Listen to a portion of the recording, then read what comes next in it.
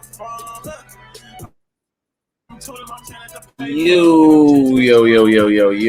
what's good? What's happening? We back. Brand new episode of Threes from the Ring. It's your boy Chris J. Got the boy Trust Ave, Tyler here. Yo. Yo. Alright, so been a while since we last recorded. Finals is over with. We pretty much knee deep into the NBA offseason. And a lot has happened with that. And we got a lot of shit to talk about in terms of wrestling, so stay tuned for all of that. But we're gonna go straight into the hoops. Let's first just quickly recap the NBA finals, just out of respect of what happened. Like, it's still, regardless, it was a really interesting finals. We talked about it in our own privacy, but let's go. We gotta give you guys our thoughts of it. But which was the Heat versus the Nuggets. Nuggets won in 5, right? They won in 5 games, right? Yeah, I think so. I believe 5. I don't know. So, it wasn't like the games were never competitive, but they was competitive, kind of say. Enough. Like the Heat got one, which was, good. They got one. I know they got one in Denver, and I think they lost both in Miami. So yeah, it went to 5. Yeah, that sounds about right. And Jokic won MVP. Pretty much, it was a nice little feel-good finals of two teams. We seen the Heat in the finals over the recent memory over the past decade, but the Nuggets, Jokic, pretty much solidified himself as one of the best centers in the league. All of that, it was a nice little narrative you could spin with this. But good finals. Happy for the Nuggets. Happy for Jokic. Good. It was a good feel-good story comparison to what we've been getting. But I will say this does open up a good showing of consistency can win championships, and all of that. Like, it was a consistent roster, and just shows that Jokic is just that damn good at the end of the day to lead a team. Even though people are saying they didn't have no all NBA players, shit like that. Arguably, Jamal Murray is a all-star level player. If Michael Porter Jr. got his foot out his ass, he will be arguably an all-star level player. He's a fucking max player. They gave him a max contract for a reason. So it's not like he was playing with scrubs who on vet minimums and what? $10 million. What? It's not that many championships won with multiple All-NBA players, though. Yeah, exactly. Like, unless we count like dynasties, but that's not a. It's not a lot of dynasties. It's only going to be if you depending on how many actual all-stars you got on the team, it's usually no more than 3. Like, how many? Because all-stars is a fan voted thing. You never really supposed to count that into somebody's greatness, because Roy Hibbert made an all-star, but if he definitely did, but that was also the sign of the times too. There wasn't no centers in the East. But also, when you talk about All NBA, that's a great way to gauge. But it's only 15 people. Yeah. So and people get snubbed every year. Yeah, people get snubbed every year. Like Jamal Murray, I think he is an all NBA level talent. Guard. Yeah. Level talent.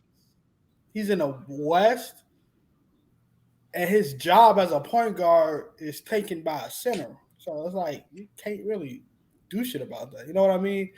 But like, how many All NBAs did Kobe have doing the 3-peat? Because what? He made All NBA every year.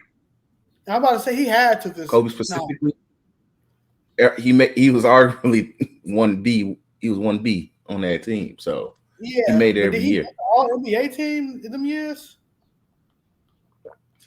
Yeah, he made it every year. He was the best shooting guard, so easily he was going to make All NBA first team at that. I can't even think of a better shooting guard during that era. In 2000. If Iverson was probably being voted as either point guard at that time, and the only year I would probably say Kobe wasn't first team was probably when Iverson won. And like I said, it depends on what they put Iverson as. I don't know if they made him a point guard or shooting guard back then, because most people don't fucking know what position he played then. It's technically shooting guard, but height-wise, you could say he was the point guard. But Kobe had to be first team during the three-peat, if not second team, at the least because of Iverson. I'm going to check. Because I want to see. He was definitely all NBA. He was going to be first, second. Or, if he was third, it'd be disgusting. I accidentally went to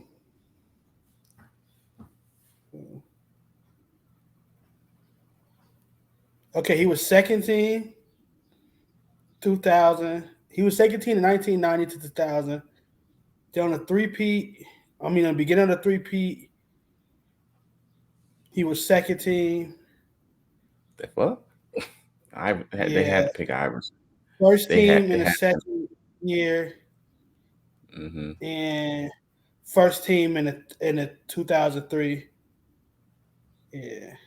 And then that makes sense because at least he was his first team through the rest of the rest of the time. Even no. 2005, he was third team. I know he was heated. Well, no, because Lakers was mid then. Ray Allen made it a second team in 2000. Oh, Ray Allen. They was beefing too. I think him and Ray Allen was beefing around that time too. Yeah, but also factor in the times in 05, the Lakers was ass. They put him. It's like putting LeBron in, when LeBron made it that year when his first year with the Lakers, he made third team. I was like, gee, this nigga missed most of the season and they missed the playoffs. It was like put him third team just because it's LeBron. Kobe got it back in blood after that though, bro. He got it back. Yes. This nigga was first. Very much. Damn. Who would you put in for the Kobe most of the 2000s in shooting guard? If you put Rip Hamilton, he was probably going to kill him. Ray Allen probably only took that because he came over. And Ray Allen deserved it. If it was 05, I think that was the Sonics was freaking crazy good that year. I guess Kobe was injured in 2013 and 14. Yeah, that's when he started declining. That's when he started dying, yes.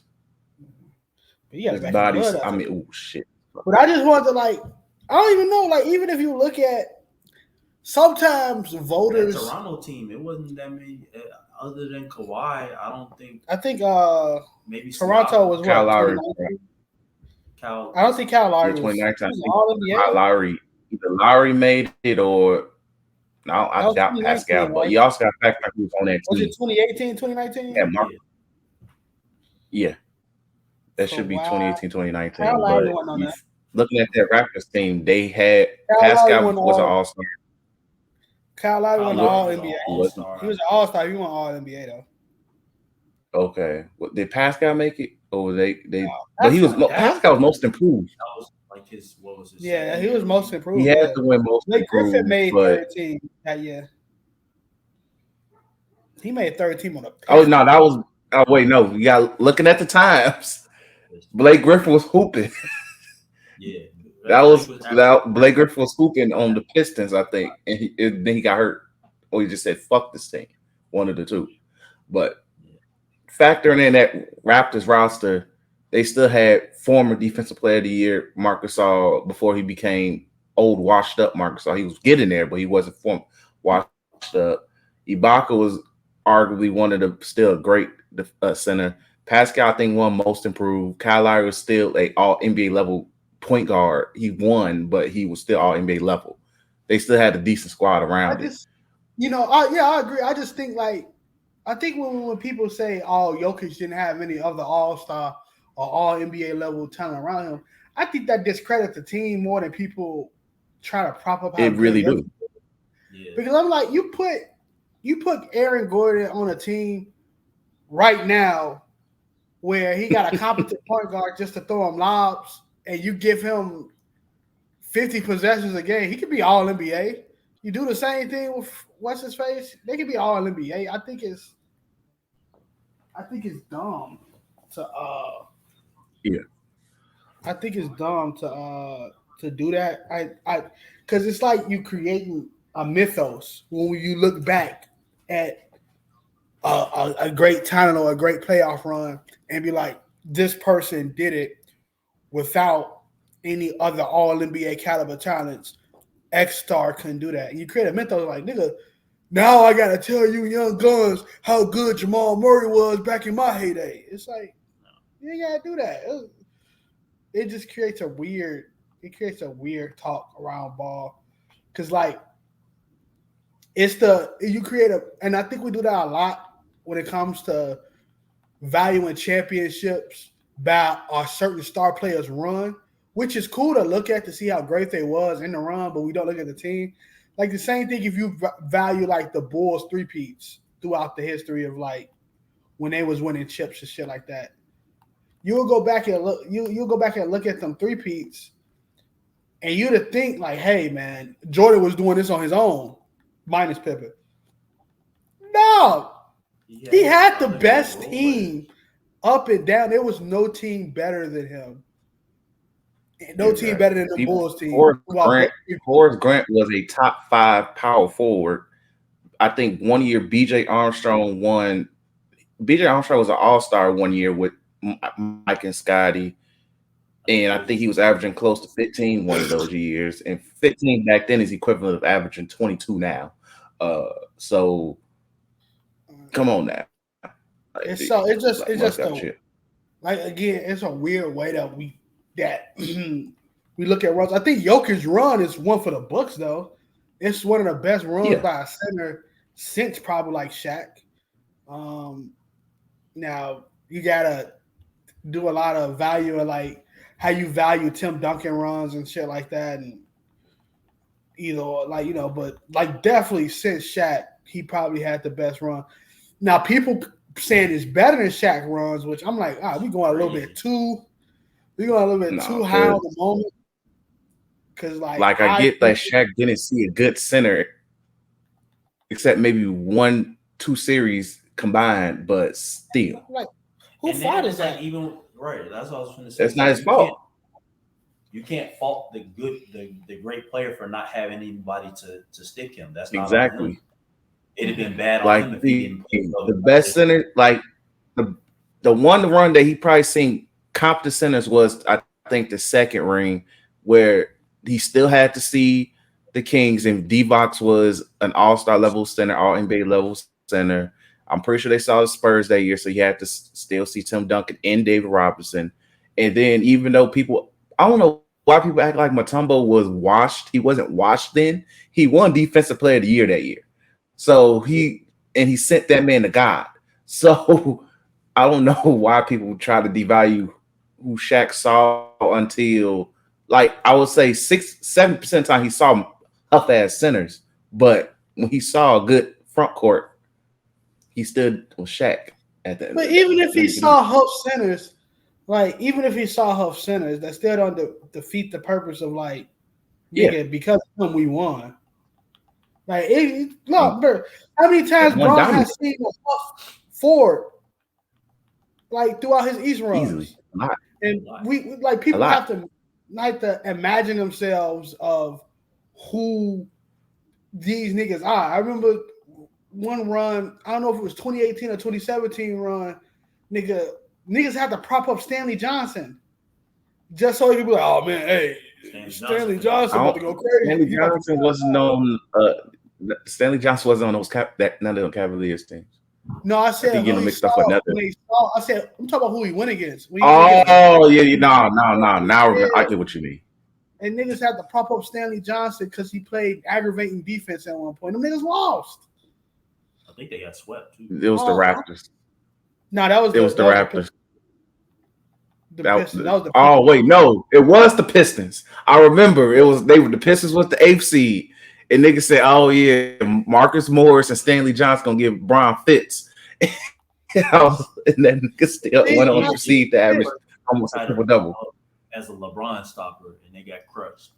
Yeah, it's like, and it just because of like when you go against great players, which Jokic is, like you can't do nothing.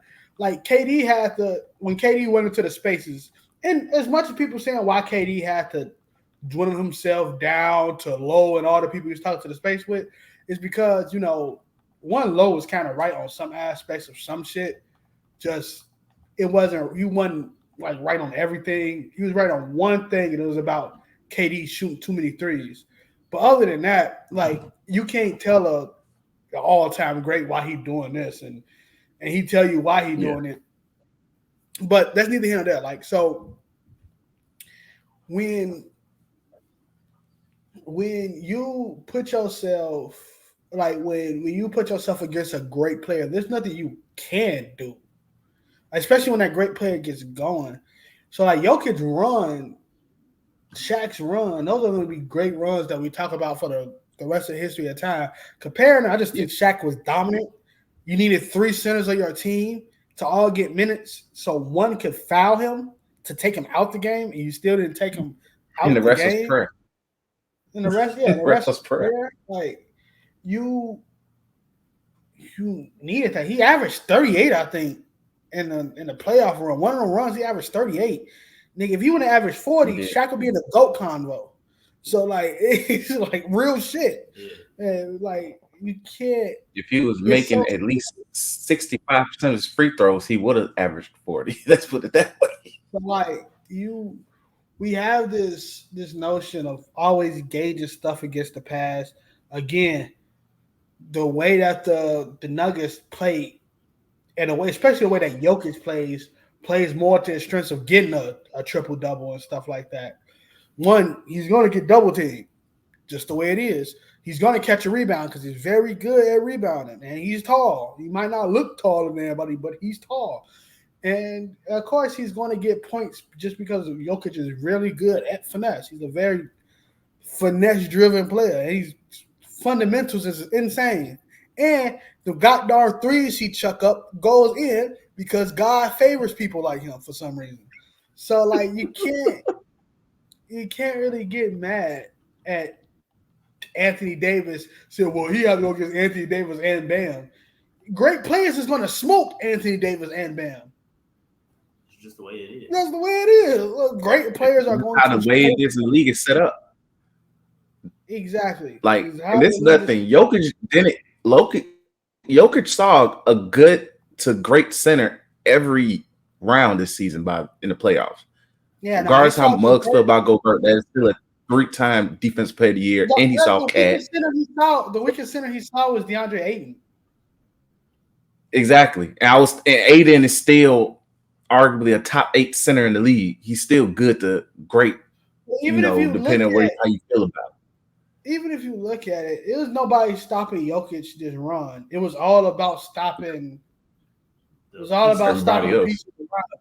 Just like you do just like how you win a championship any other time. You stop the pieces around that person. And it is what it is. When the Cavs won in 2016, they stopped Clay, ass. Curry, ass. And they limited Curry. And they limited Curry. Like, so, like, what can we, like, that's how you go about it and win.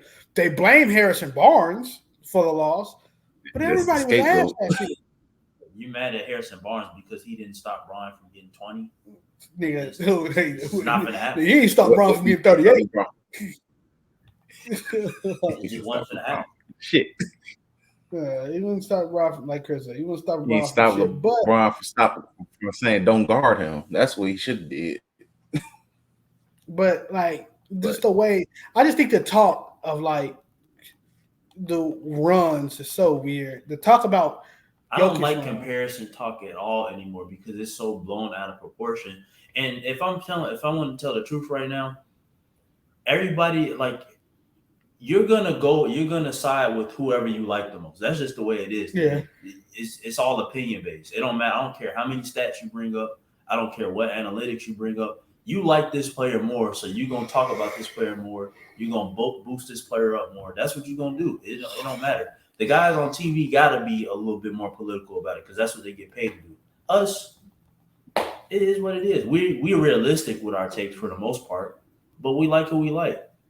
Yeah, that's why like comparisons. It's so weird because you diminish somebody else's greatness just to prop up somebody else's, and it's not fair. And like you said, like it's doing a disservice to to the players that aren't necessarily, all stars or all NBA players that just don't get that rub just because of the conference that they're in. Because like Jamal Murray, as great as Jokic is, Jamal Murray is the reason the Lakers got swept. Just as great as Jokic They really is, could not stop it. Could not stop that. Nothing they could do. In the moments they did contain him, some games, Jokic did what Jokic did, and he put the backpack on. Just that damn good.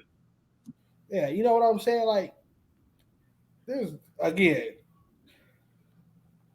I think that run Jokic had was an amazing run. It was probably like a better run, one of the best runs next to like Shaq had. It was a dominant run.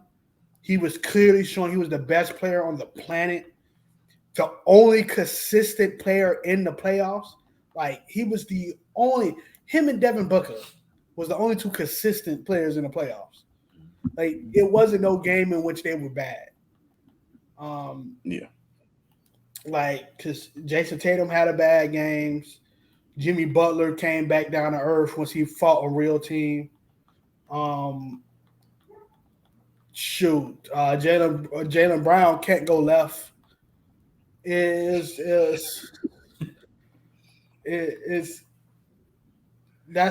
just crazy. But like I said, I think that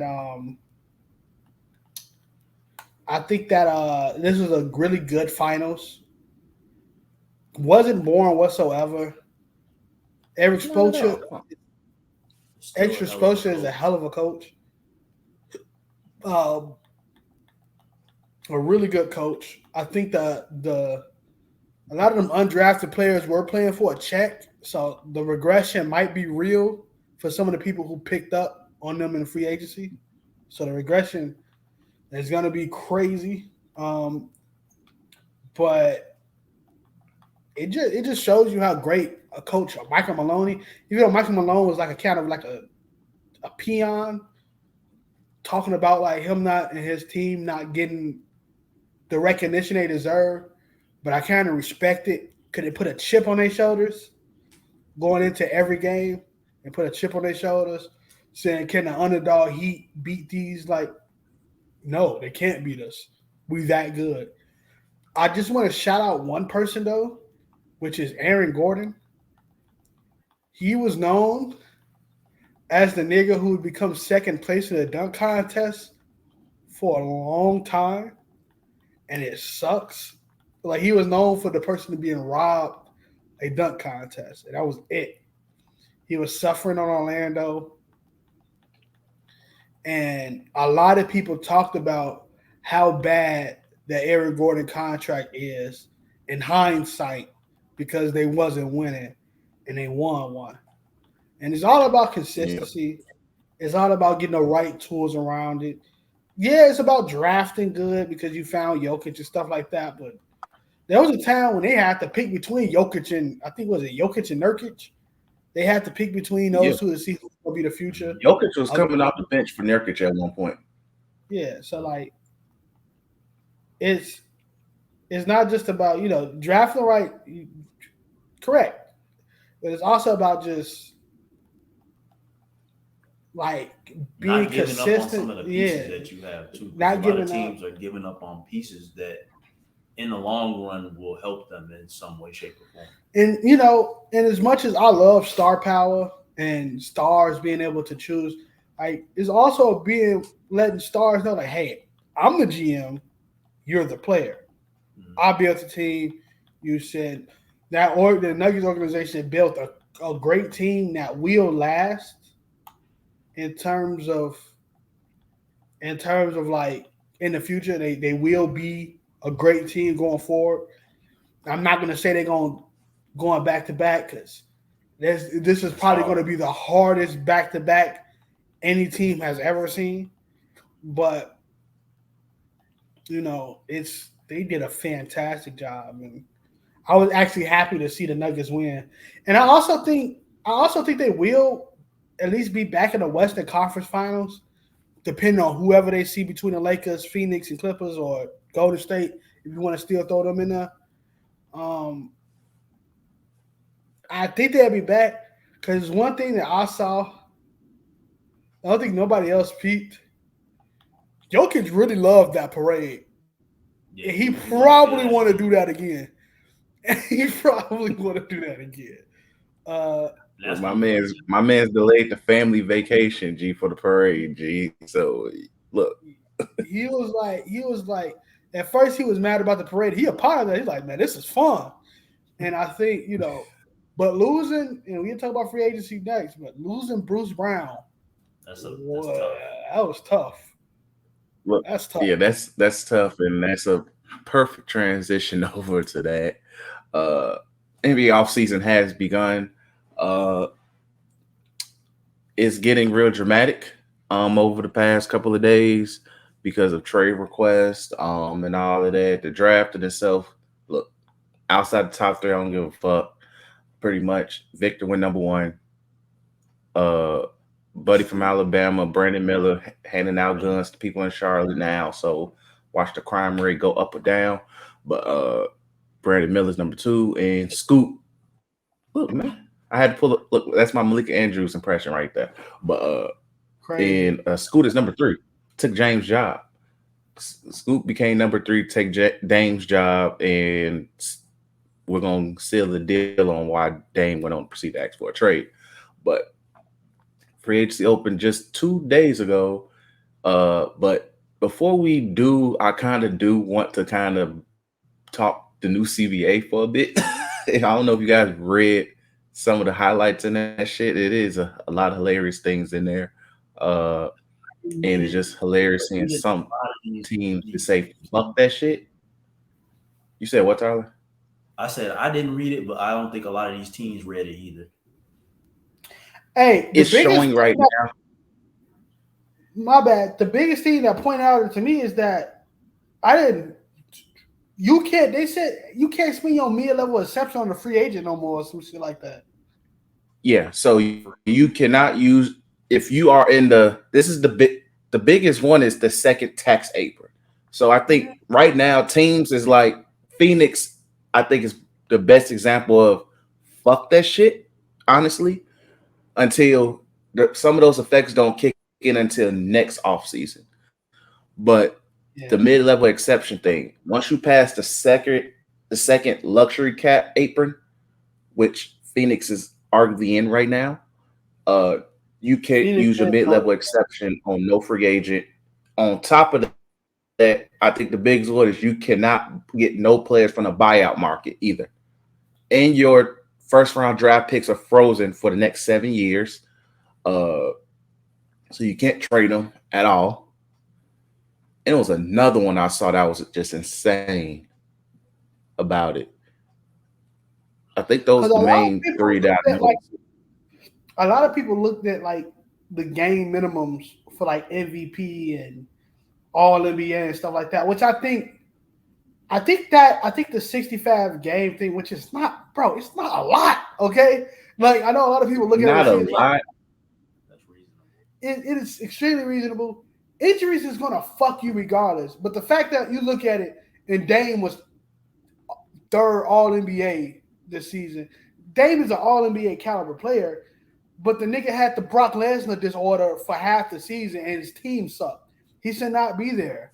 Yes. So he like I was surprised. Like I think they were just assholes and to ensure Ja didn't get in. But if that was the case, you was just better off giving votes to Jamal Murray. Hell, I wouldn't have been mad if you voted for Trae Young. Honestly, Ja wasn't gonna get in regardless, even if that was the case. Oh, you mean them voting Dame? Yes. Yeah. That's what. Yeah. That's why I was like, I think either to give Ja the middle finger or to literally just because it made no sense for Dame to be in there. I think he was one of the names I was like, why the fuck is he in there? Like you could have put, if you didn't want to vote Ja, you could have. I would have been mad if you voted even James Harden. He still averaged 20 and 10 last season. Yeah. Or Trae Young, if that was the case. That's just me personally. They're like, but at least you give the nod to a play-in team that fought to get into a play-in like Trey and them did and stuff like that. But yeah, them putting Dame right there probably was the FU to Ja, which is petty as hell. But what do you say? Because ain't that a media thing? Yeah, media votes. Yeah, media thing. Yeah. All the media awards, all the awards are voted by media. So that's their personal beef right there. So that's why I'm like, this shit's gonna be hilarious. When I'd be mad as fuck if I was Ja. Because they cost him what? Like, they cost him like 30. Like it cost him a supermax. So I think it cost him almost $50 million. I believe it cost him $50 million on this contract. He's not eligible for the supermax this year. I think he's eligible for the supermax next year or the year after that. He's not going to get it. No, he already got his max last offseason. Not last. Yeah. But it would have turned. It was they pretty much do now is if you hit certain criteria, it turns into a supermax. Once your actual contract hit, so he needed to make All NBA this year to turn it into a supermax instead of the regular rookie. Well, I at least made a couple All-Star max. You know, to get the Derrick Rose supermax rule to unlock. Pretty much, that's what it was with Ja. That's what fucked them over. But back to CBA though. But you did mention 65 games. Yeah, players got to win 60. I mean, they have to play 65 games. The caveat in that though is a minute restriction. So that just say, I think you have to play minimum 15 minutes. So that's going to be the new thing. Players might literally just play the first half, and they'll be like, all right, sit the second half down or some shit like that. Or play the first through third. All right, we're going to sit you through midway through the third. Don't play the rest of the game. We're going to see a lot of that now, I believe. I think, but that would be sabotaging wins. And something that you want. Well, it's sabotaging wins when you rest your stars anyway. Yeah, I agree. But either way it goes, it stops a player. I think it still stops a player from doing that. Because everybody was like, what's stopping you from putting them in and taking them out on back-to-backs and stuff like that? Like, I think regardless, it's going to – because it's the Kawhi, Dame. Because you don't really have to worry about that with, like, people like Bron, people like Jason Tatum. It's more of the other players, right, that literally sit out, a James Harden, a Kyrie Irving.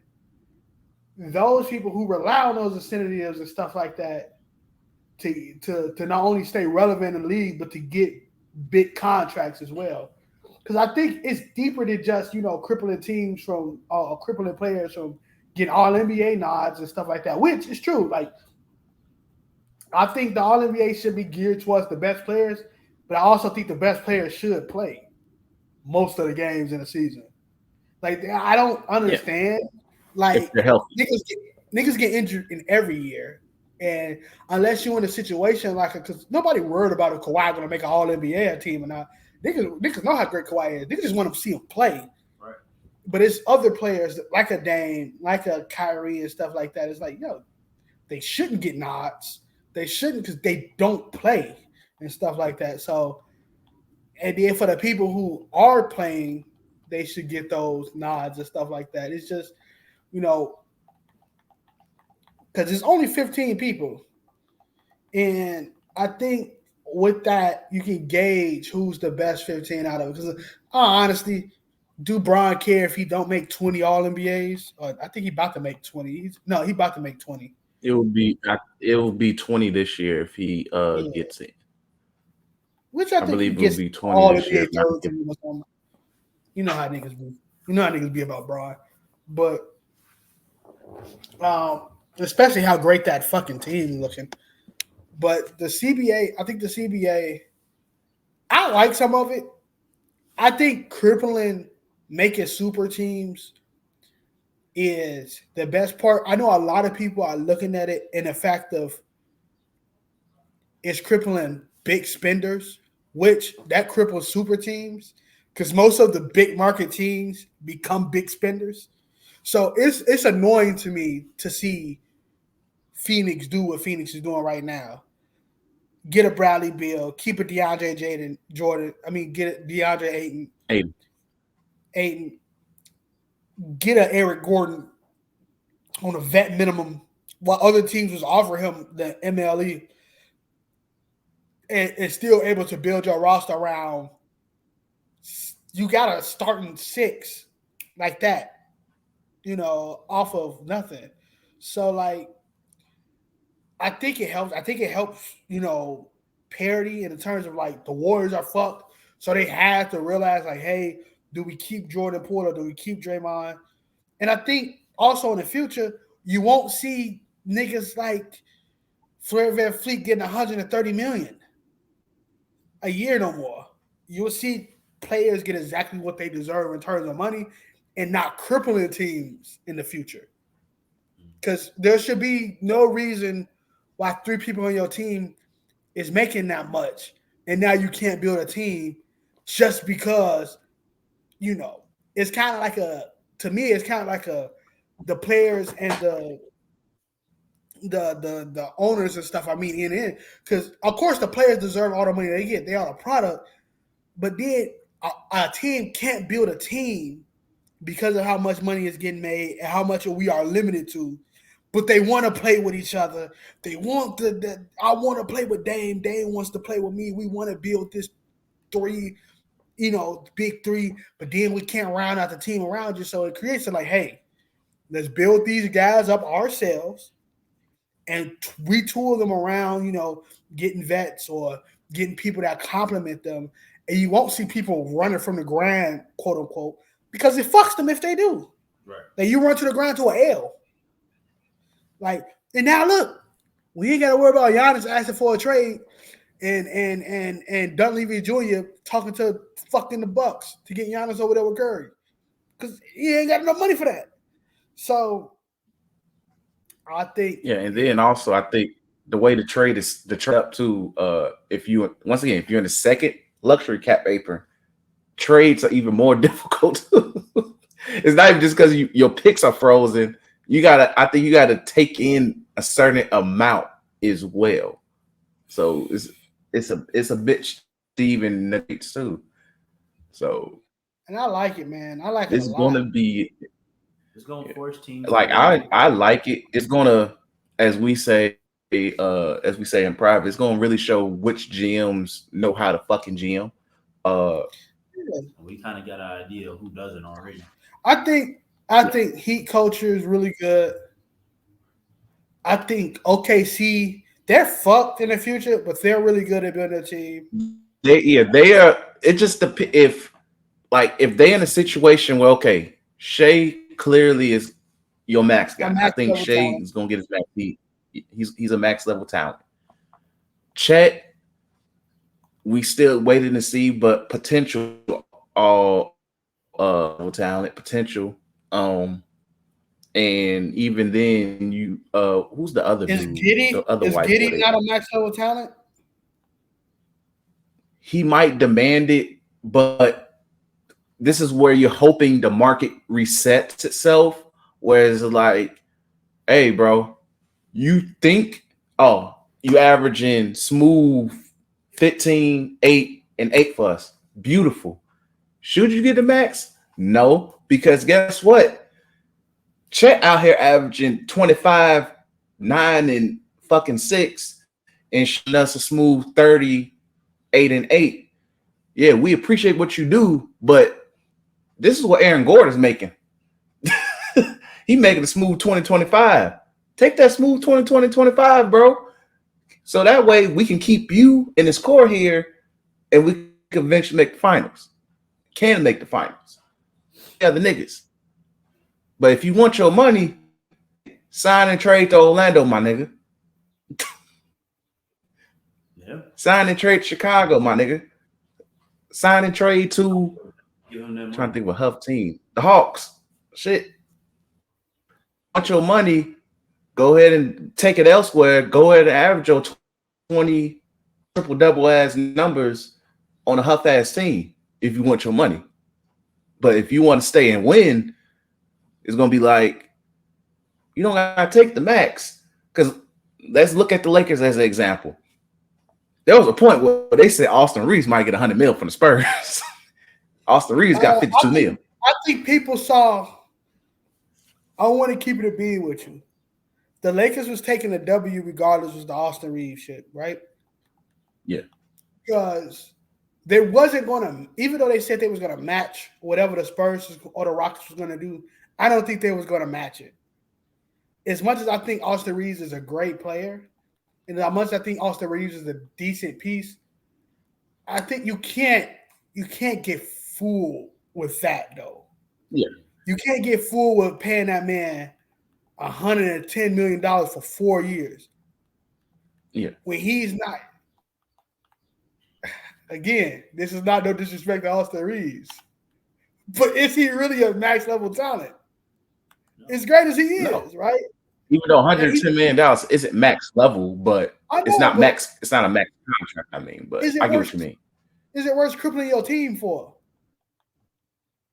Because they in win now mode, right? They're in win now mode. Yeah, they're in win now mode. Like regardless, even though you show ass sweat, it was a competitive sweep. Yeah.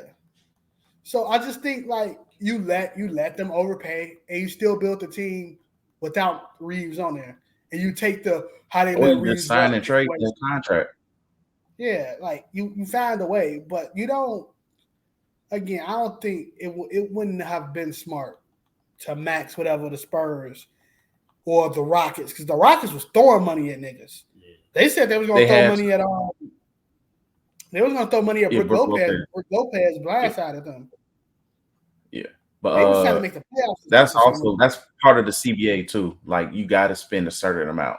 Like you have to. Like so, weaker team. It kind of forced weaker teams to overpay for certain play. That's why I said like in the future, if you want your money, you're gonna have to go to a huff ass team. If you want your money. I think that's cool. Shit, I think that's not a bad. It helps spread out some of the wealth. To be honest, it helps spread out. Yeah, bro. I think what the CBA looking for, what CJ McCollum is looking for, is parity. That's what I'm looking for. I'm looking for parity. Which for the players end is like cool, but also like, hey, nigga, like, yeah, because a lot of people thinking you're not going to be able to keep. You're not going to be able to keep the max level talent you drafted. And again, how many people are drafting 3 max level players? Yeah. That's why I'm not OKC might luck up because you got all these draft picks, but there's a good chance you're going to trade a portion of them. Yeah, you're eventually going to get a vet to help you get over that bump. You're going to get a decent vet to help you get over that bump, right? You're going to eventually get like niggas to round out a championship team, people with championship experience. And championship experience costs. So I don't even think they're going to, will we see Giddey or Holmgren on that team forever? Probably not, but that's not even the only nigga they got to worry about. They got to worry about Jalen Williams or Jaden Williams, whatever his name is. They got to worry about shit like that. So, Celtics is probably one team that drafted 2 max level players. But if you look at other teams with people with potential to get more max contracts or teams that have players that would probably get more than money, it's not that many. So a lot of people are scared that you can't retain the players. No, what they're stopping teams from doing is throwing money to stay relevant, and because other teams can't compete that way, which I understand. Get your bands up, get your money up, not your funny up. But still, who the fuck competing with Steve Ballmer as an owner? Really nobody. The Suns on the trying, but I'm like, my nigga, you're gonna go bankrupt in 2 years because of it, G. I'm saying, you compete with Steve Ballmer, bro. Like for one, something wrong with that Clippers organization. They got Zubac on the trading block. I wouldn't even trade Zubac. He's the only nigga who actually stay healthy on that team. But you can't, in my eyes, they about to grab Harden, which is another $38 million on his player option. That's they 35 mil right there. For who? I don't know who the hell they had traded to get Harden, but they're trying to get Harden, right? Gee, I feel so bad. Look, man, if that trade happens, pray for Ty Lue, G. Pray for Ty Lue. Pray for Ty Lue if that trade happens. Gee, he's fucked because he's gonna be stressed. You gotta do it. Russ being a nut, Harden being fucking Harden. You don't know if Kawhi wants to play, and Paul George at this point kind of is becoming Draymond with the, hey, our podcast better than our hoop some nights. This podcast is really fucking good. This podcast is really is. That's what I say. It's a really good. It's podcast. Good. He flamed Dame on the most recent episode. He said, "Oh shit, I got it." Dame did a tweet. I mean, he did an Instagram post of niggas running from the grind, and then he said Dame running from the grind. But he wants to go to a team that just was in on NBA Finals, which is true. But okay, finish your CBA, get off, because I kind of want to talk about the Dame situation. No, I'm done. I was ready to just transition over to free. I would say this last thing. I think we will see the ramifications of the CBA, not this season, but next offseason. No matter who wins the title. Next offseason is going to be disgusting. Yeah, no matter who wins the title, no matter what happens, you will see where the chips lie. Because there's a shit ton of disgruntled players. There's already talks to Embiid probably going to want to stay out after this season. There's already talks of Zion wanting out. Like, there's so many disgruntled players. Bron is on the last year of his contract. Like, it's so much going on. So if Bron ends up in Atlanta Hawk, I'm gonna die crying. But look, G. Look, bro.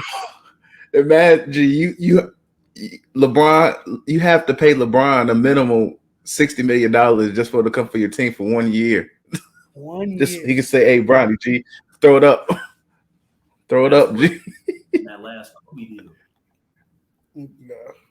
60 mil for 1 year is crazy. Yeah, get it. Hey, you get LeBron just to play with his son and his retirement tour. I want y'all to think about that. I do think Lakers keep Bron for the retirement tour. I'm gonna keep it being with you. I think he keeps Bron for the retirement. They're gonna give that man, look, bro. We will figure out a way to get Bronny here. Just stay here. We want that retirement tour. Look, and this is LA. This is also a Bronny getting to the draft. Like, I'm not saying Bronny ass or anything. That's not what I'm saying, but he's not. He gets to the draft. That's what people draft Bronny. Bronny's not as tall as his little brother and stuff like that. So Bryce is looking like the true Messiah, the true one. It's always the youngest. Oh, true. But like again, it honestly, it all depends. Like, and if you say Bronny be a one and done, because I doubt if Bron playing 2 more years. I completely doubt. I think he gets a 1 year retirement tour after this contract is over.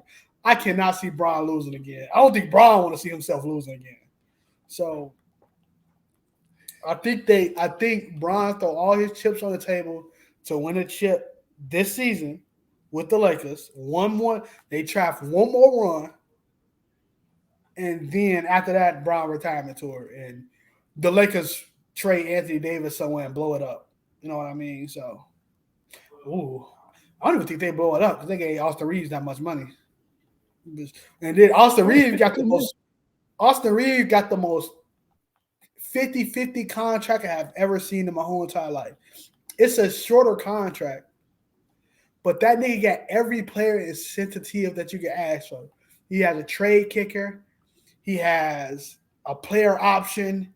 He got so much you can ask for. He got incentives if he do good and shit like that. Bro, Rob Pelinka was in the I ain't mad at it. Like, hey, look, I ain't mad at it, G. I can't be mad. I just can't. Like, that boy got white privilege. But let's go ahead and look at that has been the NBA free agency since it started. Well, honestly, it started a couple weeks ago when Bradley Beal traded to the Suns. That was like a huge, well, what the fuck? And the Suns somehow kept DeAndre Ayton and sent Chris Paul to the Wizards, where Chris Paul eventually became a Warrior, which, hey, Tyler, Verlon has to answer for his sins, by the way. That's nasty. I see him. That's nasty business. He's gonna pay for his sins. Like, gee, I'm sorry. Like, I'm sorry, G. That he has to pay. Like, Ron goes to Celtics. I'm sorry, G. Fuck that nigga for at least that season. I can't. But either way, Chris Paul's so that little 3-way. Well, it wasn't even a 3-way trade. It was just Jordan Poole. Jordan Poole got sent to the Wizards as well. That trade is so funny. It felt more of like because they had no reason to get Chris Paul at all. They had no reason whatsoever. That was like the biggest fuck you to Jordan Poole you could do. It was so the only Corey Joseph was going to Golden State, but he's bringing a ring to the city like Corey Joe. But there's so much to talk about when it comes to that trade, right? My personal thing is Draymond went into that front office. It said it's me and him. The reason I think that is because Steve Kerr came out and said, Steve Kerr is fuck that youth movement. Steve Kerr came out and said, he said we cannot win a championship without Draymond. So going out and saying that, plus going out and trading him, it just is what it is. It was always a lot of slight distance towards the young niggas, saying like, it's more important than minutes and stuff like that and all that good shit. And again, like at the end of the day, basketball is a business. I better get some goddamn minutes. So other than that, in all honesty, I think it was kind of stupid training him. Because what if Clay regress? I think the trade should be on the trade block. I think they need to take a chance. If they I want to trade Clay, but it's a thing about them breaking up the Splash Brothers. But I would have traded Clay before Poole, of course. Because Poole's younger. Poole's faster. He's shit on defense, but Clay ain't the best either. Steph ain't the best either. So like, I don't see why it's the whole thing of not breaking up that trio of Draymond, Clay, and Curry. And I guess they want to end their careers with each other. At the end of the day, this is a basketball team. Nobody's gonna want. It's cool that you gave Dre $100 million. Nobody's gonna want that contract in a year if you need to blow it up. Nobody's gonna want to trade Draymond Green. I would have let the nigga walk. What's the point? I would have. It gives you more flexibility. Especially after you got Chris Paul. Getting Chris Paul is so bad for that team. Well, a lot of people saying it's like a Gary Payton. It's like a Gary Payton going to the Heat or Jason Kidd going to the Mavs. Gary Payton was still decent on that Heat team. The money situation lined up. It's really the money situation, and it's the youth versus old, dynamic. I honestly thought they was gonna let Draymond walk too, because that's a lot of money that you don't have now to try to flesh out you still don't have a bench. You didn't have a bench last year. You definitely don't have a bench now. I mean, unless Moses Moody's take the leap and Kuminga take the leap, you don't have a bench. I'm surprised that Iguodala didn't retire. I thought he did retire. It didn't come out yet. No, that nigga was sitting there pulling fits and collecting a check. Yeah. He's not. I don't think he's signed to the Warriors right now, but I was thinking in his mind he thought he was gonna retire with a chip. So,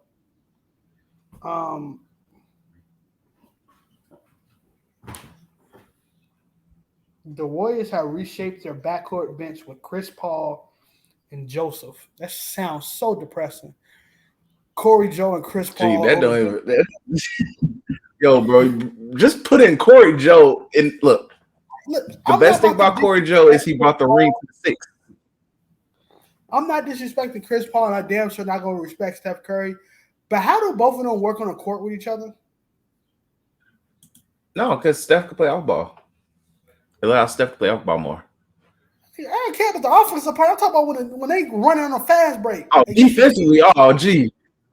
Oh, no. Remember what Pat Bev said? And look, man, cones. They both be cones on defense, G. I'm going to ask for both. Hey, triple pick and rolls.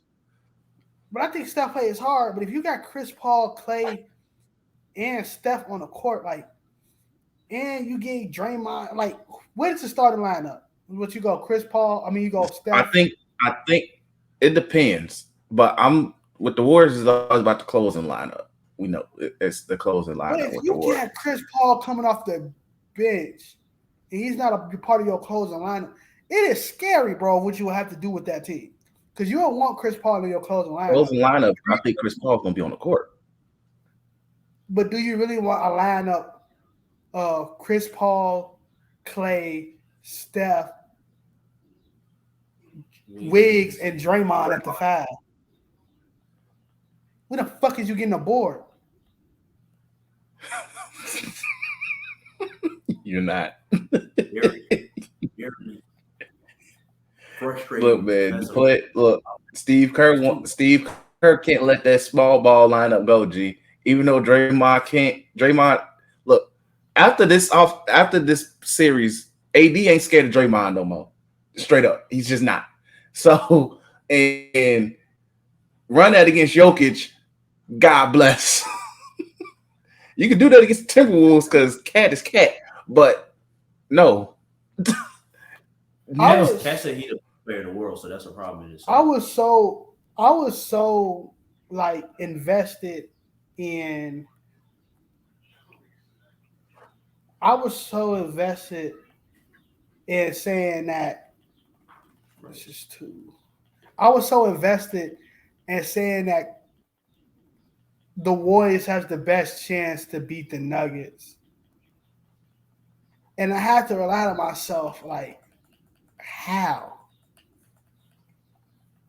That's the thing. I had to think to myself, how? Because I was like, because I thought it like this. If the Warriors beat the Lakers, they don't beat Phoenix, but they beat the Nuggets. If the Lakers beat the Warriors, they don't beat the Nuggets, but they beat Phoenix because of size. Yeah. And then Phoenix beats Warriors, but they don't beat the Lakers, and the Nuggets don't beat the Warriors. And in all honesty, I had to take that back. Because I was like, Jokic should get your team in foul trouble. Because he had twerk on the ball. The Warriors is one of the highest fouling teams in the league. Yeah. And I was like, damn.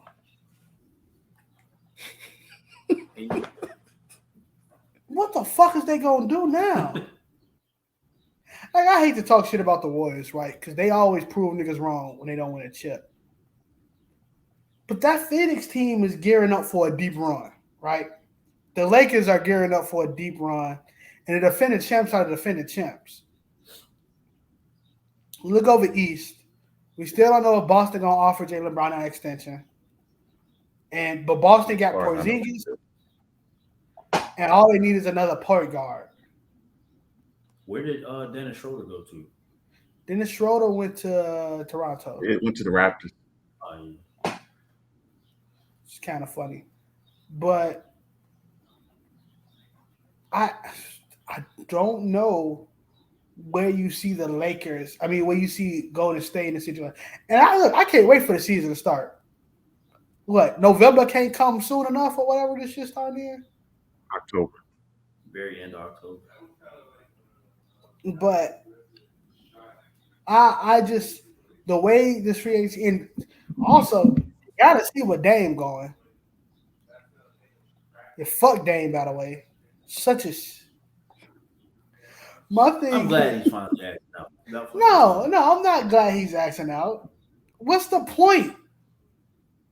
Like you sat there, you kept resigning, you kept playing. Was you scouting teams that you could possibly win with? Like that's the thing. I'm like, was you was too scared that people on Twitter was gonna say you was running from the ground? Like if you was gonna stay, or you was loyalty, be loyal. Shout out to Dame paying Elon Musk to shut Twitter down yesterday, G, because he full of shit for that. I'm saying, but if you're gonna be loyal to 110%. Like you don't just say I'm loyal. American Paint. Okay, Tyler, you talk. That's American Paint. I need that. In terms of the name trade, I kind of get where you was going with it. I do get that, but we don't know what was necessarily said in these last couple meetings. We don't know. I do think that Jeremy Grant signing probably was the icing on the cake. No, because he wanted Jeremy Grant on that team. Oh well. Yep. He wanted them to trade that pick to get Jeremy Grant and to get Draymond. Oh, that's right. He did want to get Draymond over there. Well, I thought that was the least likely to happen, is getting Draymond to go to Portland. He would have went home to before Dame wanted to play with Draymond, who's past his prime a bit, and Jeremy fucking Grant, and thought that was going to be a championship. All right, man. Nice second round exit. You do good though. One more time. You do good though. One more time. You do good though. One more time. You do good though. Shout out to Dame. I mean, he made the conference finals with less, but still. Yeah, the West was ass. It's like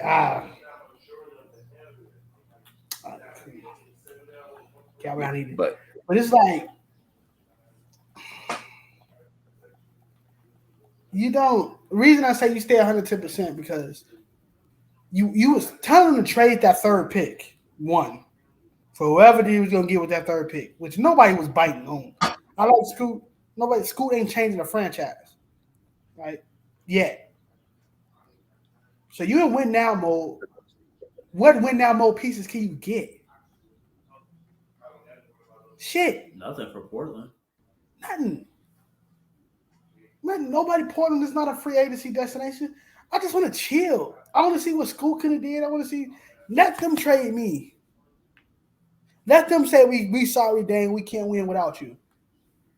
Like, and the only reason I'm saying that is because you were so focused on the whole loyalty shit.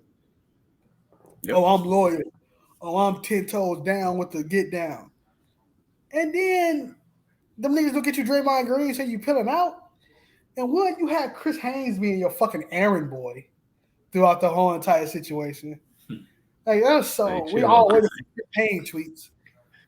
Like it was chill so Chris Haynes. No, shout out to Chris Haynes. No, shout out to Chris Haynes, but he was being an errand boy the whole entire time. And then that's just so stupid. So now you asked him to go to Miami. So you completely run it from the ground. But the reason Miami won is because of the chemistry they had with that team. And you about to gut that team. 3 of the niggas who made that team kind of good ain't even there no more. Like, yeah, I don't really like the Miami situation. I feel like it puts it not puts coming back, bro. Some type of position because it's the East, but I don't see it. And then they brought Philly up, but I don't know what Philly can do at this point. Philly can offer them some, like, the best situation for Dame is the Brooklyn Nets. Yeah, I said that the Big Nets market, made the most sense to me. Big market, Ben Simmons, Dame swap, and Brooklyn Nets got a shit ton of picks. They also got a decent team. Best situation for them. Mikal Bridges is good. Cam Johnson is good.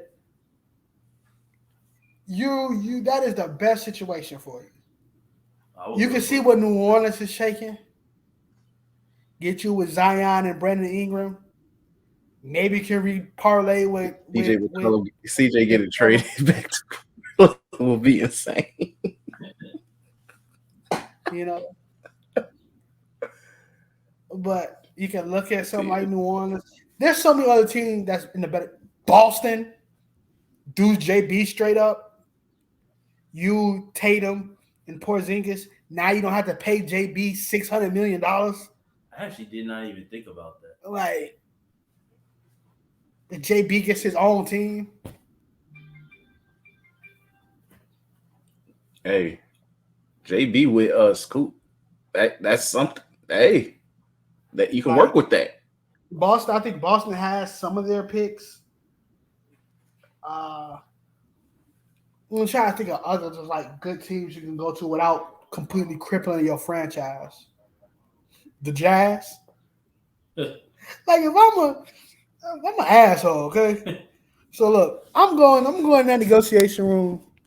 I'm gonna look Dame straight in the eye. Orlando offered me 6 first-round picks, my G. You like Disneyland? Cool. So we shipping you to Orlando. Because then they ain't got no, like, the reason Bradley Beal went for a bag of chips and a cookie is because he had a no-trade clause. Yeah, that no-trade clause. Which is still insane that Bradley Beal had a no-trade clause. Bradley Beal, we lose the recipes, dog. Bradley Beal had a no-trade clause. But like I said, these GMs, G. But Washington famous for giving out stuff like that, though. Yeah. But Dame ain't got no trade clause. Hey, you know any good? Hey, offhand, Dame, you know any good clubs in Utah? No? You might want to get acquainted with it because you about to be a Utah Jazz soon. Hey, G, you about to tell that man, hey, man, find a Mormon church, G. God bless. Find a Mormon church, man. Like, they go send him to get a 10-gallon hat from Karl Malone. Oh, guys. You like Chicago, Dame? You like Chicago, Dame? Chicago still got his picks. Time to drill up. Tell your people to tool up. You going to Chicago. Mm-hmm. We'll play with Debo. We'll play with Debo in the game. We kind of want to play with Zach LaVine. Like, there's so many, bro. What? I heard Washington gearing up to build a new team, Dame. You could be their new John Wall. Like, bro, bump. You going to the Heat ain't got what I want. Hey, G, Jordan Poole getting traded for Dame being he can't catch a break. Getting traded for the point guards of the past. But man. Hey, I can't wait till Jordan Poole cook them niggas, boy. But another thing before we get done, Jordan Poole dropping a smooth 45 on their head top. G might lose, but G, it's gonna be a fun ass game to watch on League Pass that day. Boy, you think they not putting that prime time, nigga? They got to put them on TNT. You think that shit not gonna be on TNT? Gee, they got to be on TNT. I need Charles Barkley. Boy, that might be a fucking Christmas game for all I know, nigga. You think that shit not gonna? Yo, putting the Wizards on Christmas is insane. Christmas game gonna be rematches, so he might get the finals rematch or the Western Conference final. Either opening day or Christmas is gonna be the Western Conference Finals rematch. We might get Memphis versus. We might get Memphis versus Warriors, either opening day or Christmas. No, you don't do no Warriors versus Grizzly until after Ja comes back. Oh, you're on right. TV wise. Yeah, I'm like. You are correct. This shit's hurting my head. You are correct. Yeah, I don't know. I don't know what a Christmas games would be. Boston got to be in it. Yeah, it's too early. Boston. I don't know. But I just want to say this: I give Lakers an A plus. Yeah, Lakers did a good job. I get Lakers an A plus this offseason. I give what's another good team that did good this offseason in order to retool? Trying to think. I like what the Pacers did. Pacers definitely playing competitive. Yeah, like the Pacers did a good job. Like, even though Tyrese Maxey getting $260 million is insane, but getting Bruce Brown, you have to pay. You have to use your cap space either way. I like what they did. You still got Miles Turner. You still got Buddy Hield. You got something to work with. You got championship experience. Shout out to that play-in you're going to make. So, hey. Bruce Brown seems like one of the guys that stick around in the league for a while. Bruce Brown just wanted his paycheck. Bruce Brown is such a great player. Yeah. He's one of those players that Josh Hart type player. Josh Hart ain't never gonna have a check, bro. Like, oh yeah, like those type of guys, they gonna be in the league regardless. They'll take a vet minimum from time to time, like if they like you. But like those type of dudes, they gonna get one big check, and then be like, all right, go back to my role. Danny Green types, man. Yep. But yeah, I'm trying to think of nobody else. Like, in terms of A's, I like what the Lakers did. Bro. Hey, go ahead and get Phoenix a B plus or A minus or whatever. For what they working with, they get a B plus because they still signed us to vet minimums, but they did get Eric Gordon. They still got Eric Gordon. I think they got somebody else. I'm trying to think who else Eric it was. Gordon.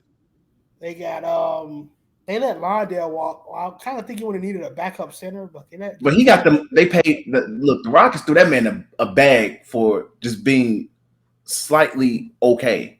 He ain't do nothing amazing. You gave that man a bag for being okay. So I don't know, but they ran out their bench. Go ahead. Cleveland, low key, I like what they've been doing. Cleveland, like it's an A minus B plus range, but you still doing something. You resigned LeVert. They signed. I would never resign. I forgot dude's name.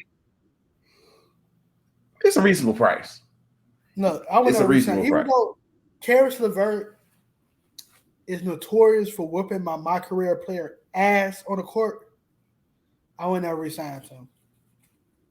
I never resign him whatsoever. Let him walk. You need a more consistent wing than Karis LeVert. So not that many in the league. Who else was you gonna grab? It's not that many in the league. Like Dylan Brooks. He's not going to score. He's going to play defense. And also, shout out to the Rockets. The Rockets get an A for spending money, but they get a C because I don't get what the fuck they're doing roster construction wise. They trying to make the playoffs, bro. Wow. Speaking of the Rockets, real quick, hold on. I'm sorry, I got to do this. Jalen Green, G. Rap niggas that in the closet, nigga. Yeah, you in the closet, nigga. Know what I'm talking about? You a homosexual. Know what I'm talking about? I ain't got nothing against you, but nigga, don't be trying to poison the pussy population, nigga, with your old sick dick. Know what I'm talking about? All right. I had to play that one time. That's a sick nigga right there. Jalen Green's a sick nigga. That's but that's gonna be a filthy locker room. You got Dylan Brooks, Jalen Green, and Ime in that bitch. Nasty locker room. But yeah, the Rockets, I don't know what the fuck they doing. They just spending money, giving niggas the bag. Young niggas gonna be confused as hell. But yeah, but there's not that many wings though. Like good wings, you gonna replace Karis LeVert with. Point being, I get what you mean with Dylan Brooks, but you don't need scores. Right? This stupid thing about the Rockets did, and I'm gonna let you do this yourself. Your two backcourt players right now is Jalen Green will probably play the two guard, but the two big free agencies you pick now, right? Go look up Fred VanVleet's field goal percentage and go look up Dillon Brooks. Go look both of their field goal percentages up. Gee, I know it's ass. I want you to say it and tell me how stupid it is. Tell me how stupid. I think I looked at VanVleet's the other day, and I think I said whoever get that man a max is a fool. I felt bad saying like he should be an option for the Lakers a few weeks ago. Bro, LeBron would have choked that nigga out if he couldn't. Bro, look at. I'm not talking about 3-point percentage. I'm talking about field goal. No, I know exactly what you mean. Give me a second. I'm pulling it up now. Let's see. It's the first stat that pops up on ESPN for this nigga. That man, 39.3%, which was ranked 121st in the league last year. Why? You gave a nigga 130. Why only scored 19?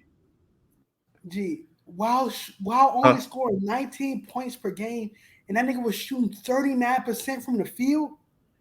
By the way, for VanVleet's career, he shoots 40% from the field goal range for his career. So his highest was actually the championship year. No, his second highest was the championship year, which was 41%. Afterwards, he shot 41.3% the following year. That's insane. So and bad. You said bro. Dillon Brooks, even though I already know his is horrible as well. Dillon Brooks, I think, is 38 or 34 as well, bro. But I think Dillon Brooks should shoot a lot of fucking threes.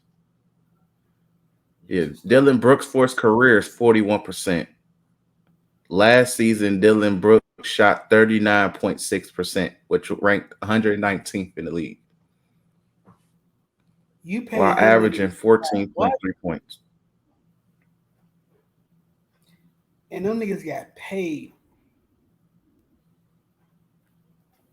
They got paid. That's insane.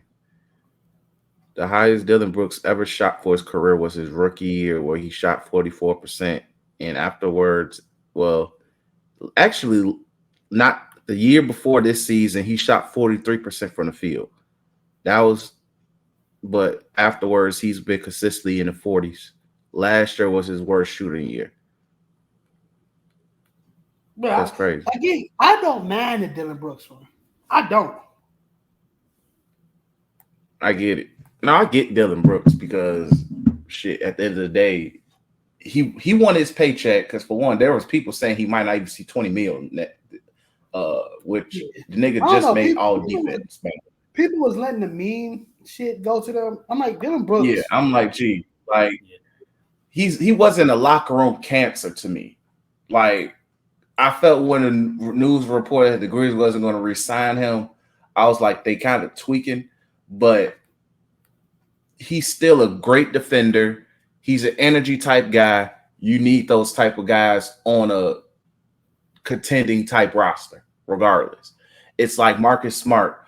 Even though Marcus Smart's a better offensive player than Dillon Brooks, he's still a heart of your team type guy. Like, I don't feel Dillon Brooks did anything that was horrible off court wise besides talk shit. Yeah, but he's gonna besides talking shit and disappearing. It's two teams that Dillon Brooks was supposed to go to, right? And probably three in his head, right? Two, realistically, as a basketball team, can't go to the Warriors because them niggas was dragging their nuts across your face the whole entire season. And you fucked up the Grizzlies locker room by talking shit about LeBron, which me personally, I don't think that shit was as serious as everybody was making it, but it is what it is, right? In his head, he probably think he can't go to the Lakers because I just got bitched by them. Other than that, who the fuck cares? Like, that's what I'm thinking about now. Who the fuck cares? But it'd be real crazy if this nigga again make second team All NBA defense and have a 40% 3-point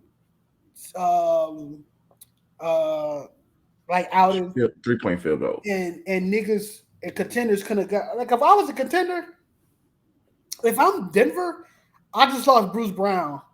I need another nigga who could chuck up a three for me when Jokic outlet pass. Like, MPJ guard. I need a guard. This is such a stupid thing for the people to completely for the league to say, I'm offering $5 million. That don't make sense. It's stupid to me. It don't make sense. Many teams like who in need of a veteran at this point, right? I guess you'll call him a vet. And a veteran, a person, even though he shoots 39% from the field in general, 99% of his shots was what? Most of them are threes. They're most of them threes anyway, so it's going to be low. Don't demand the ball and play great defense. Look, I'm not a Dylan Brooks fan, me personally, but shit, if I was the Lakers, I would have offered them money. You need that. Shit, we probably better than Taurean Prince. Now, speaking of giving him in, I don't know what Steve Ballmer told that nigga, I can get you some Microsoft stocks. But for Westbrook to get a 2-year, what was it? $5 million? Nigga, 2-year, 8-year contract, G. Russ getting $8 million is insane, bro.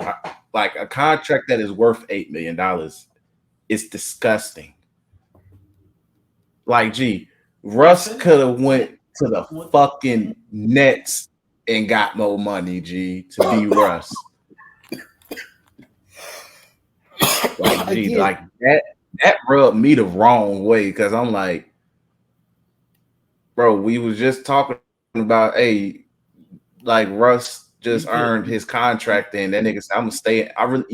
You really love LA that badly, bro? Like, what the fuck? Again, I get like, what the hell? I get it, but I don't get it. And who is your agent not negotiating the fact that you need a point guard? Unless they for sure for a fact fucking know that they're going to get Harden somehow from Philly.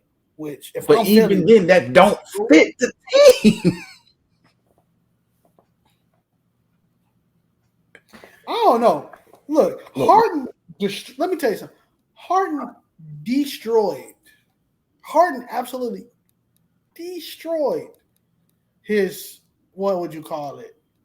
Basketball. Like, Harden's great. But man's, top 30 now? No disrespect. Yeah, his rank has dropped a lot. 30, top 40 range all time. Depends how nice you want to play. And I'm the Clippers. Why the fuck do I want him? The Clippers haven't learned the fact that they don't need to be over the top. They don't need to be top heavy. They need to be healthy. They need to be healthy.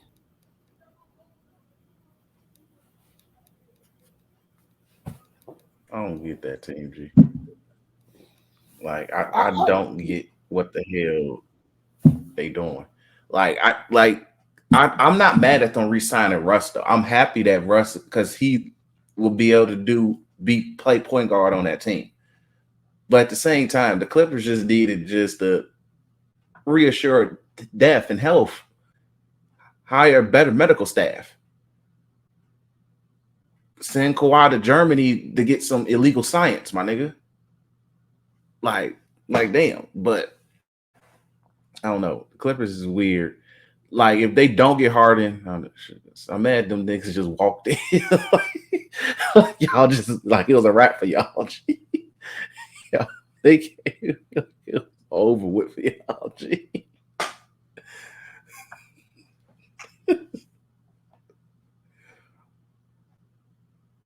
That was hilarious as hell. I don't know. Hold on. Can I pause these recordings? No, unfortunately. But Cheryl, make them tacos, man. Is it in the refrigerator? Nah, yeah, we fucked, man. Not even gonna hold you. We fucked, bro. Okay, hold on. Let me see how it looks. No more. Oh, we can get something working. Put that shit in the tub or something. No, we can boil it right now. nigga, talking about put this shit in the tub. All right, boy, this nigga ghetto. I did that. I throw some fish out like that before, man. Shit worked. Hey, ask the Christian on the thing. Yeah. Ask him if you like that song. Because we was talking about that at work. That let me serve you up. You can have me Joey. Hey, Customer is a classic, G. Look, man, Customer was a classic, G. I ain't taking no disrespect to Customer. You can have me on the side with some love and noise. Look, that's a classic, G. Look, man. But I ain't taking no disrespect. I'm gonna really need you doing this podcast. I'm gonna really need you to. But yeah, folks, that's on fire. But yeah, folks, I hold on. Let me. I'm gonna mute it, Chris. You stop the recording. Yeah, let me. Yeah, hold on. Make sure you watch that shit the whole flow, Tyler. But yeah, free agency it's a very exciting free agency. It's a I don't know what next year is going to be. Wild West, and the year after that probably probably comical next. But I don't know, man. I'm looking really forward to the season. It's a lot of parity, especially in the West. West is crazy. Yeah, get that title. The West it's a lot of parity in the West. Have C-Mac clean that up. You don't clean it up. He did that shit. It's a lot of parity in the West. It's a lot of I don't even know how to say it, man. The East is the South is probably come out the East again. Yeah, but East isn't really. I can see whole time. I can see the Knicks. I don't like the Knicks, but I can see the Knicks. The Knicks have that identity where it could work. I still feel like you need to trade Julius Randle for something, but what the hell can you trade Julius Randle for? Something. I believe in Giannis, but I'm concerned about the Bucks. Oh, bro, I'm concerned about the Bucks. I thought this when Daytrip thought they gave Chris Middleton 100. I'm like, gee, it said 102. Oh, bro, look, I almost shot somebody. But look, let me tell you something, folks. I thought Chris said, I believe Giannis when we said, who the hell are you going to trade Julius Randle for? My head almost exploded. I was like, my nigga, what? But, because the Bucks didn't do anything to. Because my thing is, I get he was hurt last year and he came back, right before the playoffs and everything. But it's no way they should have gotten swept like that. Miami took their soul out of their chest.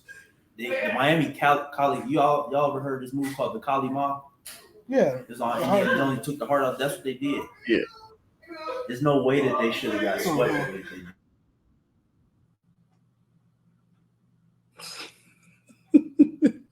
They not that loud though, where it's picking up on my end though. It's good though, just so you know. Nigga, I can't even hear you. That's why I'm telling him to shut the fuck up. Oh. Okay. But yeah, G, like the Knicks could be a fun team. Like they could be better. I just think all they need is Zion to if Zion say, look, shit me away, and Zion is healthy, I think the Knicks that will legit put the Knicks over the hump. Because that's getting rid of Julius Randle for something. You gotta get something for Julius Randle at this point. But the East is probably not much is changing in the East. Like regardless who Philly gets for Harden, they're going to get some quality players. Plus, they're trying to get something for Tobias Harris as well. So that's going to change things up. Trying to think, but the East really ain't gonna change. The West, I don't think much else is gonna change with the West either. So it's gonna be a inch-in situation. Yeah, but that's like it's still early in free agency. We still waiting to see what happens with Dame. We still waiting to see what's gonna happen with Harden. It's just a wait and see approach for everything. So it really look at. Yeah, my last thing about free agency. Now I want to ask you, what do you think Harden going? I don't know who it's. I think whoever's the loser of the Dame trade is going to get Harden. Yeah, I think the Dame trade plays a part in where he's going now too. Because I can see Philly taking a package from Miami. I can't see Portland taking a package from Miami though. You know what I mean? I think Philly don't like. I don't think Philly don't care about trading Harden in conference either. You know, because Portland looking for a tank package. Wow. No, I read that they want a star. Who, Portland? That's what I read. They trying to keep pace. I know. Nigga, they already talk about shipping Jeremy Grant after just giving that nigga money. No, that is one of the worst contracts in the league. That is top 5 worst contract in the league right now. The trailblazer for the foreseeable future. I'm just saying, like, they already talking about it. I know, which is top 5 contract in the league. Nobody wants that damn contract with this new CBA. No, I'm good. Have fun with Scoop. But like, I don't. That's the thing with me, you know. I can't if somehow the Clippers get him for nothing in return, it's gonna be crazy.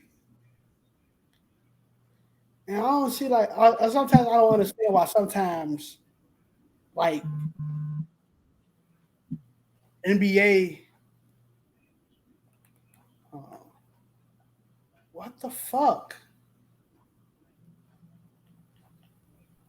I just picked the motherfucker up. Hold on. Why is it? Okay, but no, like I was saying, I don't know why sometimes teams don't understand that they're in the right and that they don't have to worry about what anybody else is saying and stuff like that.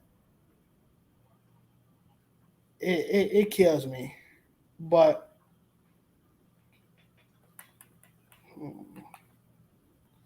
it's not that. All the orchards in one place. But I say all that to say, wherever Harden goes, that's where I think we see more. Wherever Harden and Dame goes, I think that's when we start to see more trades happen. After that, for people to tool up and retool. I don't think the Warriors done. I don't think the Warriors look at this roster and say we can compete with this roster. So you might be seeing Kuminga somewhere playing for a different team.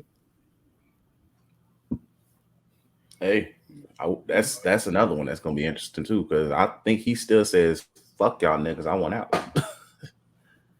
But yeah, Tyler, your thoughts on the current state of the offseason before we?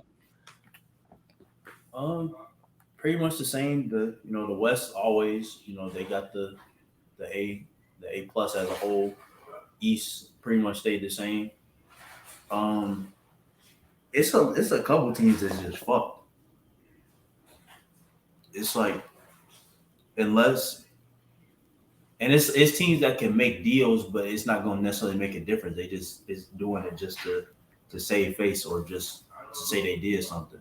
Like the Bulls, for instance. Like we've been talking about the Bulls the last couple of days. There's nothing they can do right now to put themselves in a position where they forget competing are considered a good team. I don't think they're a good team right now. I do think that I don't know, man. They might as well get ready to pull the plug on it too. I didn't want to talk about the Bulls, but shit, that is some ass. Man, I didn't want. There was a reason why I ain't bring them niggas up. Fuck, man.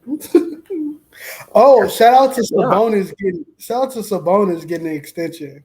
Oh yeah. What the fuck? Hey man. Last thing we heard about Sabonis, he choked and he got stumped out. Crazy. Hey man, that man got $200 million just to get stomped after getting stomped, G. NBA is a beautiful league. That man said, "Look, America's beautiful." He called his dad and said, "America's beautiful place, Papa." Like, man. He called his said, "America's a beautiful place." I got stomped in the ribs and got 200 mil, G. That is crazy. Yep.